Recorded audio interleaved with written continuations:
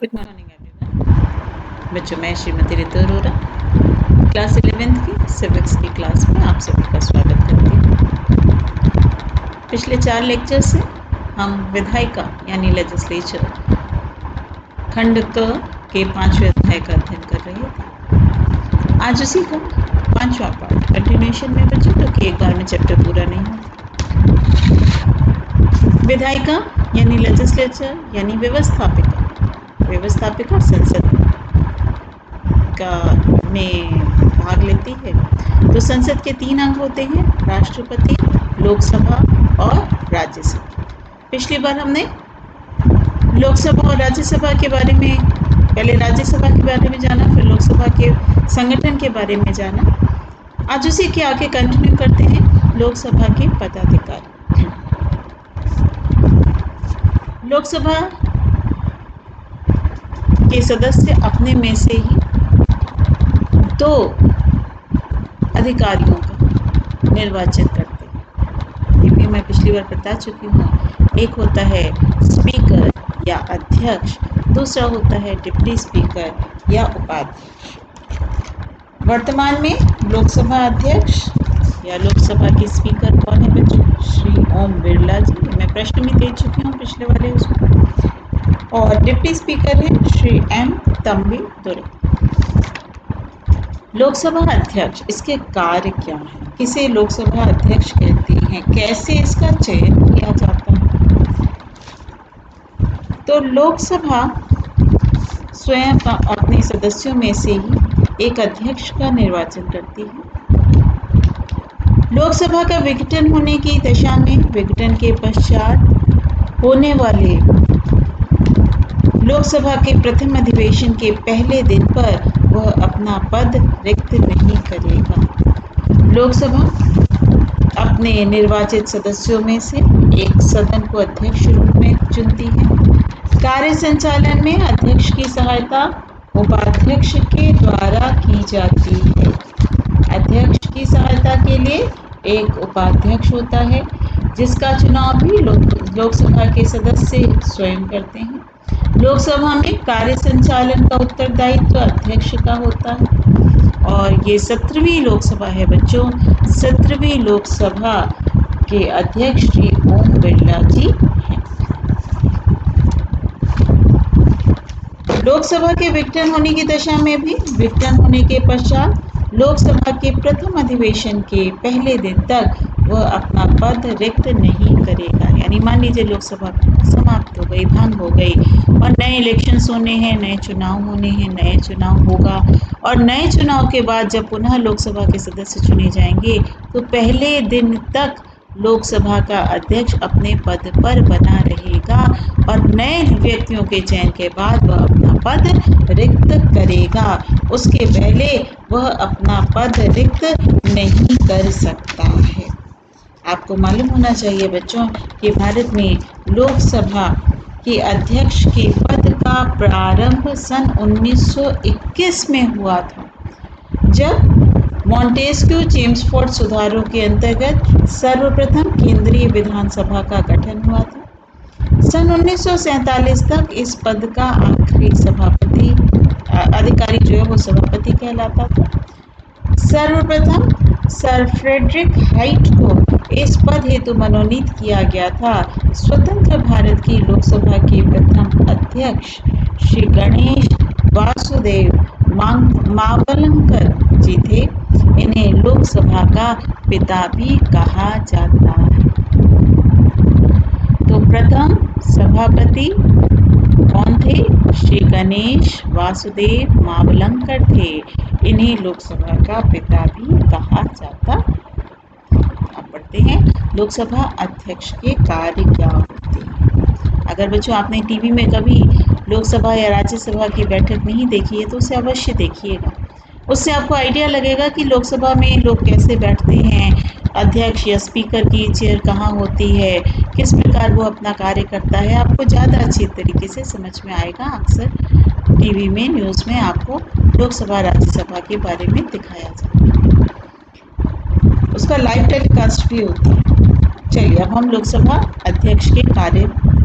लोकसभा अध्यक्ष के मुख्य कार्य पहला, वह लोकसभा की बैठकों की सभापतित्व करता है और सदन की समस्त कार्यवाही का संचालन करता है। जितनी भी कार्यवाही हो रही है उसका संचालन कौन करता है? उसका संचालन स्पीकर महोदय लोकसभा के अध्यक्ष करते हैं। दूसरा, लोकसभा के नेता से परामर्श करके वह लोकसभा का कार्यक्रम निर्धारित करता है।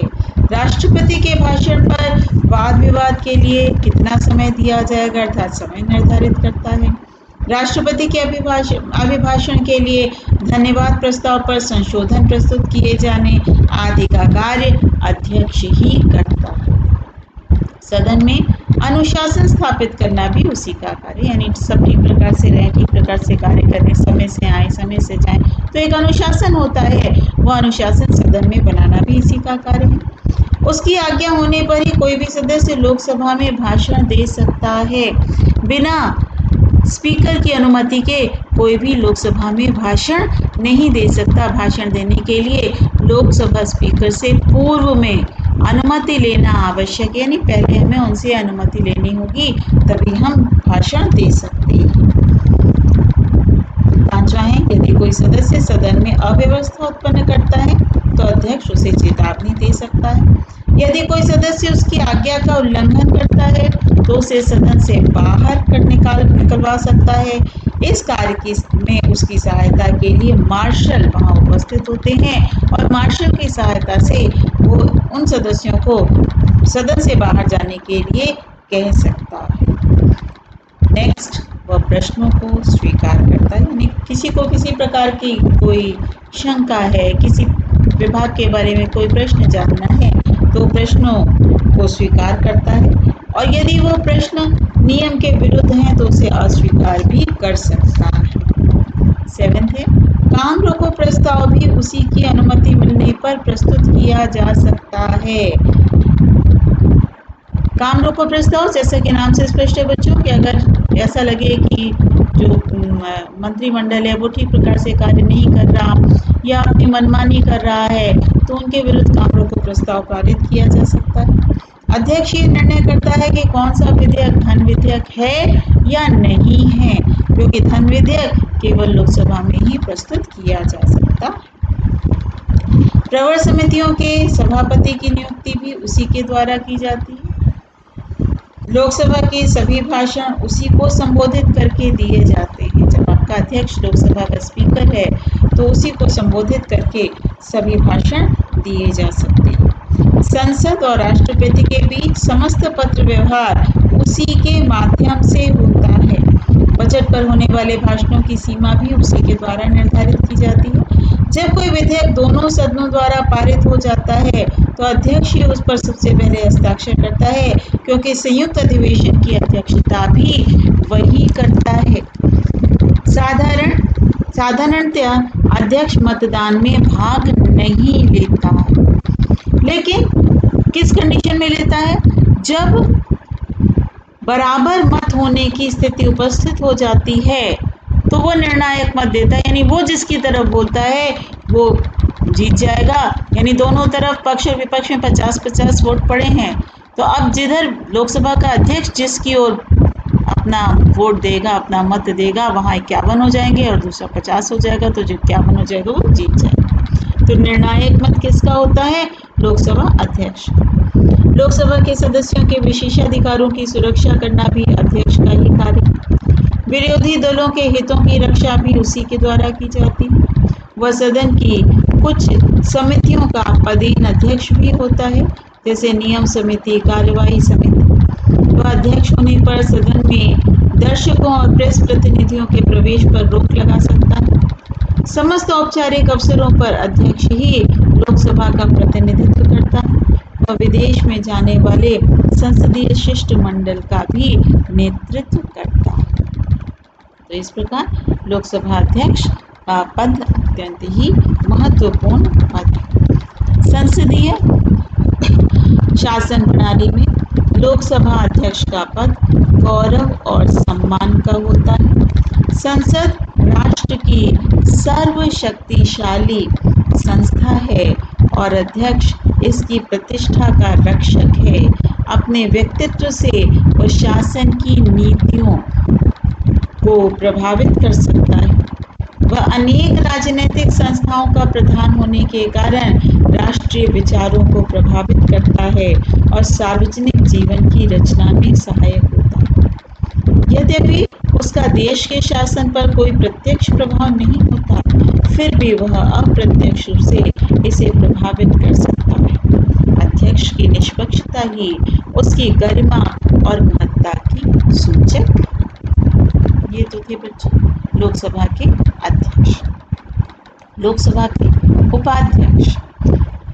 लोकसभा के उपाध्यक्ष का चुनाव भी इसके सदस्य ही करते हैं। उपाध्यक्ष का कार्यकाल भी 5 वर्ष होता है।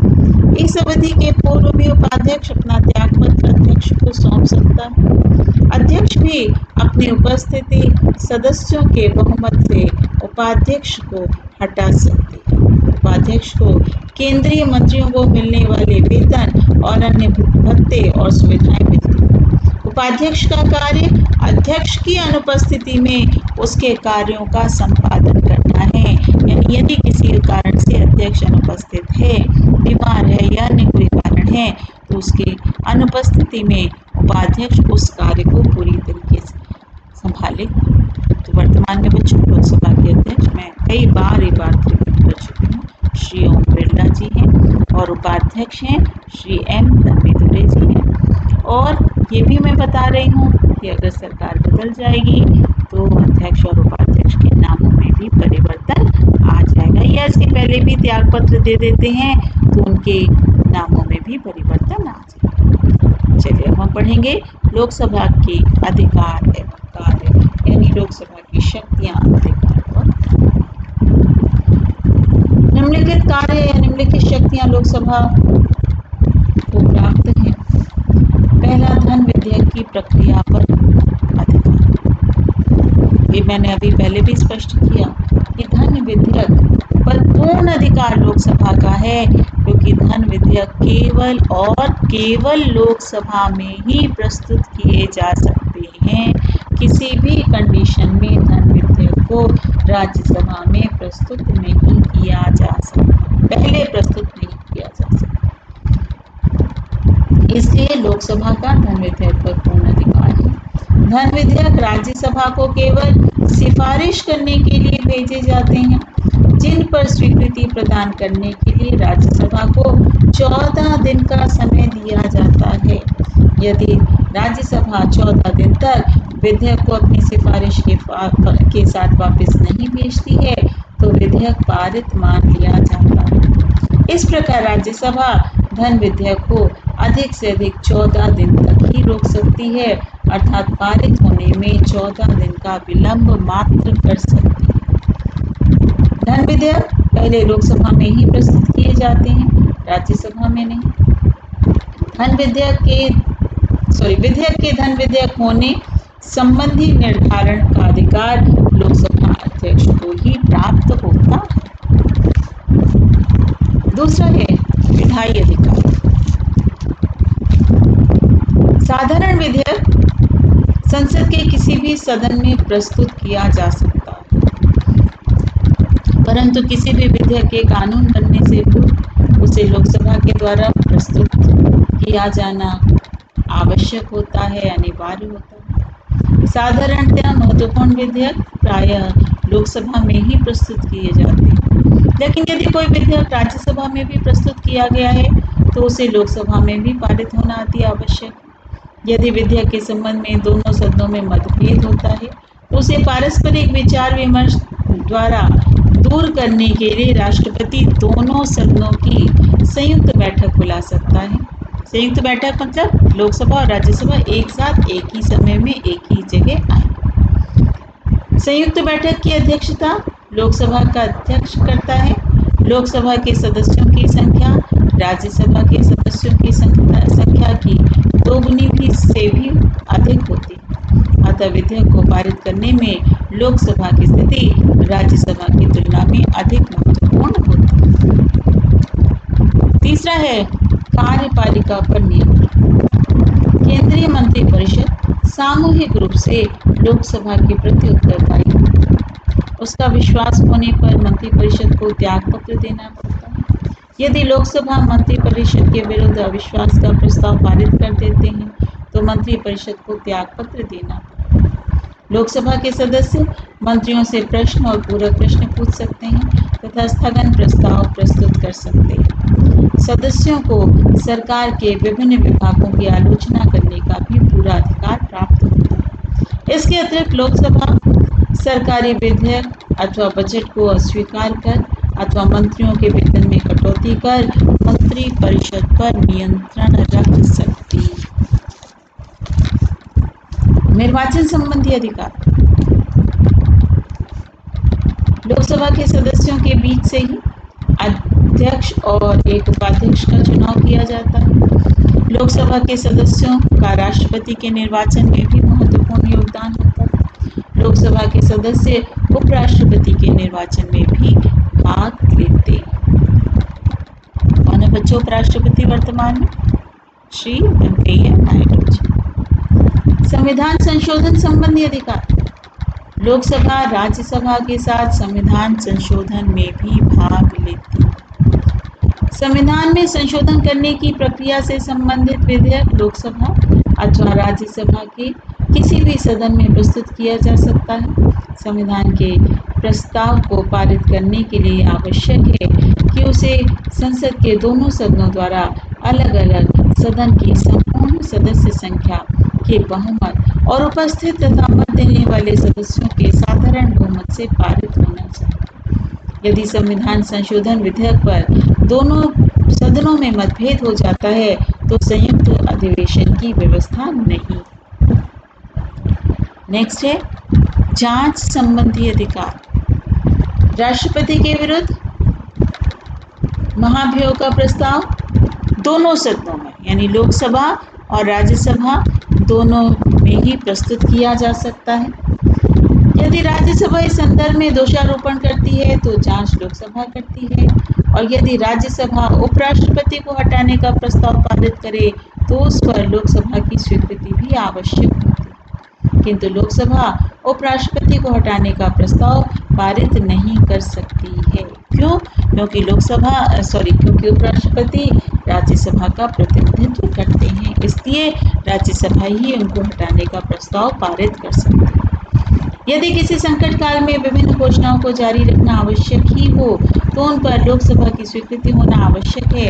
यदि सर्वोच्च न्यायालय अथवा उच्च न्यायालय के किसी न्यायाधीश का दुर्व्यवहार अथवा असमर्थता के आधार पर हटाने का प्रस्ताव हो तो उसके लिए लोकसभा और राज्यसभा का प्रस्ताव साधारण बहुमत से स्वीकृत होना चाहिए। लास्ट है जनता की शिकायतों का निवारण। लोकसभा के सदस्य जनता के प्रतिनिधि होते हैं और वे ही सामान्य जनता की वास्तविक कठिनाइयों का सही ज्ञान कराते हैं। वे ही उनकी शिकायतें सरकार तक पहुंचाते हैं और उनको दूर करने के लिए प्रयत्न भी करते हैं। तो इन शक्तियों के आधार पर हम कह सकते हैं या कहा जा सकता है कि लोकसभा का भारतीय संसद में अत्यधिक महत्वपूर्ण स्थान है। उसकी शक्तियाँ अत्यंत विस्तृत और अत्यंत ही अतुलनीय हैं। इसलिए लोकसभा का भारतीय संसद में अत्यंत ही महत्वपूर्ण स्थान है। आज जितना बताया बच्चों इससे संबंधित महत्वपूर्ण प्रश्न। लोकसभा के वर्तमान पदाधिकारियों के नाम बताइए। दूसरा प्रश्न, स्वतंत्र भारत के प्रथम लोकसभा अध्यक्ष कौन थे? तीसरा, लोकसभा अध्यक्ष के कार्य बताइए। ये आपका लघु प्रश्न के रूप में या दीर्घ लघु प्रश्न के रूप में यह प्रश्न अक्सर पूछा जाता है लोकसभा अध्यक्ष के कार्य और बहुत आसान है। चौथा प्रश्न, लोकसभा उपाध्यक्ष का कार्यकाल कितना है? और लास्ट है लोकसभा के अधिकार व शक्तियों का वर्णन कीजिए। इसमें तीसरा प्रश्न आपका लघु है और आखिरी प्रश्न आपका विस्तृत है, बाकी 3 प्रश्न आपके अति लघु प्रश्न। नेक्स्ट लेक्चर में हम लोग लोकसभा और मंत्रिपरिषद के बीच संबंध और लोकसभा के महत्व के बारे में जानेंगे। तत्पश्चात लोकसभा आपका पूर्ण होगा। तो आज के लिए इतना ही बच्चों। Thank you.